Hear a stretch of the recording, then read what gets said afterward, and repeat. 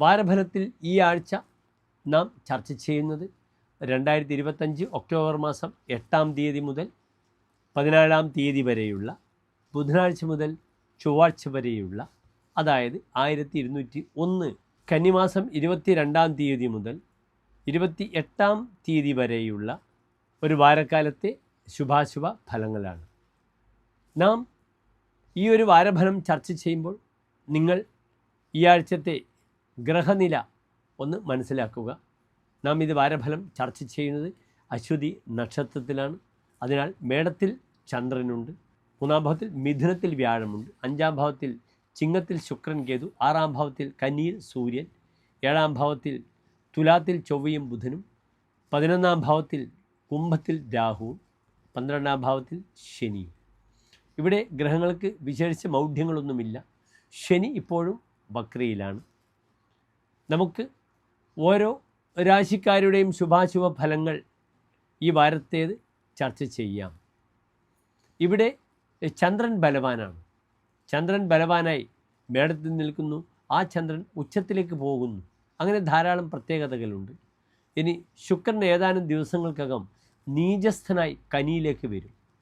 ബുധൻ മൗഢ്യം കഴിഞ്ഞ് തുലാൻ രാശിയിൽ ചൊവ്വയോടുകൂടി ഒന്നിച്ചു നിൽക്കുന്നു. ഇതൊക്കെ നല്ല പ്രത്യേകതകളാണ്. ചൊവ്വയും ബുധനും വരുമ്പോൾ ഒരു വ്യാപാര യോഗം, വണിക് വ്യാപാരി ആവുക, ഇങ്ങനെയുള്ള കുറേ പ്രത്യേകതകൾ സംഭവിക്കും ഈ വാരത്തിൽ.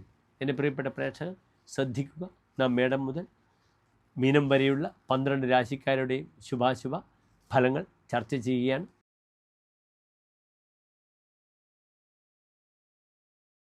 മകേരി നക്ഷത്രത്തിൻ്റെ അവസാനത്തെ 30 നാഴിക, തിരുവാതിര പുണർദം നക്ഷത്രത്തിൻ്റെ ആദ്യത്തെ 45 നാഴിക വരുന്ന 2 നക്ഷത്ര സമൂഹമാകുന്നു മിഥുനൻ രാശി. ഇവിടെ മിഥുനൻ രാശിക്കാർക്ക് രാശിയിൽ വ്യാഴമാണ്, 3-ാം ഭാവത്തിൽ ശുക്രൻ കേതുവുണ്ട്, 4-ാം ഭാവത്തിൽ ആദിത്യൻ, 5-ാം ഭാവത്തിൽ ചൊവ്വ ബുധൻ, 9-ാം ഭാവത്തിൽ രാഹു, 10-ാം ഭാവത്തിൽ ശനി, 11-ാം ഭാവത്തിൽ ചന്ദ്രൻ. ഇങ്ങനെയാണ് ഗ്രഹസ്ഥിതി. ഇവിടെ മിഥുനൻ രാശിക്കാർക്ക് നാം മനസ്സിലാക്കേണ്ട ഒരു വിഷയം, രാശിധിപനായ ബുധൻ 5-ാം ഭാവത്തിലേക്ക് സഞ്ചരിച്ചിരിക്കുന്നു. പലപ്പോഴും പല കാര്യങ്ങളിലും കൺസൾട്ടൻസി നടക്കുന്നവർക്കും ചില വ്യാപാര ചിന്തകൾ വളരെ നന്നായി ഏർപ്പെടുന്നവർക്കും ഈ വാരം വളരെ നന്മകൾ പ്രദാനം ചെയ്യും.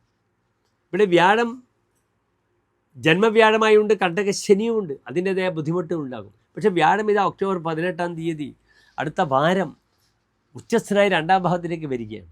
അതിനാൽ ഈ ഒരു വാരം തയ്യാറെടുപ്പുകൾ നടത്തുക.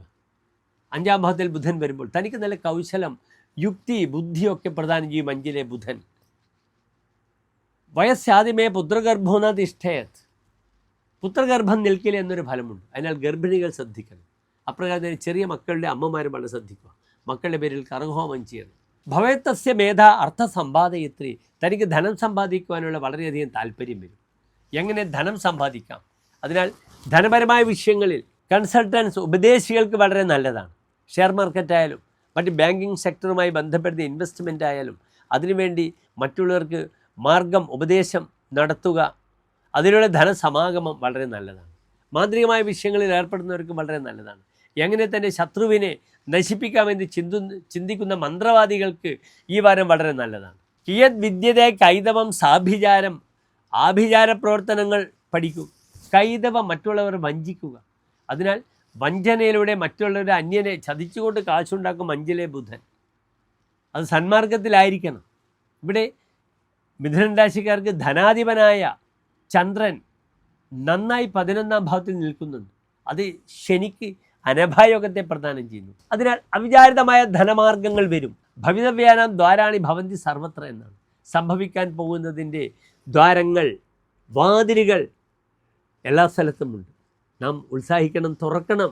ആ സമയം വരുമ്പോഴേക്കും കാര്യങ്ങൾ അനുകൂലമാകും. ശത്രുക്കൾ തൻ്റെ കുടുംബത്തിലുമുണ്ടാകും, പുറത്തുമുണ്ടാകും. കാരണം 4-ാം ഭാവത്തിൽ സൂര്യനാണ്. തുര്യതിരെ ശതി ശോഭാധികാര ജലസമ്പ്രജൻ വിഗ്രഹം ബന്ധുതോപി, തൻ്റെ ശോഭ കാരണം ജനങ്ങളും ബന്ധുക്കളും തന്നോട് കലഹിക്കും. പ്രവാസി താൻ ദേശം വിട്ട് പോകേണ്ടി വരും. പലപ്പോഴും ശത്രുക്കളുമായുള്ള യുദ്ധത്തിൽ തനിക്ക് മാനത്തിന്, അഭിമാനത്തിന് ഭംഗമാണ് ഉണ്ടാവുക. അതിനാൽ ആരുമായി തർക്കിക്കാൻ പോകാതിരിക്കുക ഈ വാരം. എല്ലാം അനുകൂലമായി വരട്ടെ മിഥുനൻ രാശിക്കാർ. അസ്വസ്ഥമായ മനസ്സും കൊണ്ട് നടക്കാതിരിക്കുക. പലപ്പോഴും മാനസികമായ അസ്വസ്ഥതകൾ 4-ാം ഭാവത്തിൽ സൂര്യൻ വരുമ്പോൾ വരും. പ്രത്യേകിച്ച് ഹാർട്ട് പേഷ്യൻസ് വളരെയധികം ശ്രദ്ധിക്കണം. ഹൃദയ സംബന്ധമായ ബുദ്ധിമുട്ടുകൾ, പെട്ടെന്ന് ഡോക്ടറെ കാണിക്കേണ്ടുന്ന അവസ്ഥകളൊക്കെ വരും ഈ 4-ാം ഭാവത്തിൽ സൂര്യൻ വരുമ്പോൾ. വാഹനം വളരെ ശ്രദ്ധിക്കണം. 2 വീലർ ഓടിക്കുന്നവരാണ് ഏറ്റവും ശ്രദ്ധിക്കേണ്ടത്. അധോമുഖ രാശിയാണ്. ഈ സൂര്യൻ 4-ാം ഭാവത്തിൽ നിൽക്കുന്നു. 4 കാലുള്ള വാഹനങ്ങൾ അല്ലെങ്കിൽ ദ്വിപാദ രാശി, അവിടെ ശനിയുടെ ദൃഷ്ടിയുമുണ്ട്. അതിനാൽ വാഹനാപകടങ്ങൾ ഈ വാരമുണ്ട്, തൻ്റെ പിറകെയുണ്ട് എന്നറിഞ്ഞുകൊണ്ട് വളരെ ജാഗ്രതയോടുകൂടി ശ്രദ്ധിച്ച് മാത്രം ഡ്രൈവിംഗ് ചെയ്യുക എന്ന് ഒരു വിലപ്പെട്ട ഉപദേശം മിഥുനൻ രാശിക്കാർക്ക് ഞാൻ നൽകാൻ ആഗ്രഹിക്കുന്നു. ഇവിടെ സുദർശന പുഷ്പാഞ്ജലി അല്ലെങ്കിൽ സുദർശന ഹോമം ചെയ്യണം. ശത്രുജന്യമായ ബുദ്ധിമുട്ടുകളൊക്കെ മാറട്ടെ. മിഥുനൻ രാശിക്കാർക്ക് കണ്ടകശനിയുണ്ട്. അതിനാൽ ഓം ശം ശനീശ്വരായ നമഃ ശനിയാഴ്ചകളിൽ നീരാഞ്ജനം അല്ലെങ്കിൽ എള്ളുതിരി, അതും അല്ലെങ്കിൽ നെയ്വിളക്ക് അയ്യപ്പന് അല്ലെങ്കിൽ ശനീശ്വരന് സമർപ്പിച്ച് കാര്യങ്ങൾ നേരെയാക്കുക. എല്ലാ മിഥുനൻ രാശിക്കാർക്കും ശോഭനമായ നല്ലൊരു വാരത്തെ പ്രാർത്ഥിക്കുന്നു. നന്ദി, നമസ്കാരം.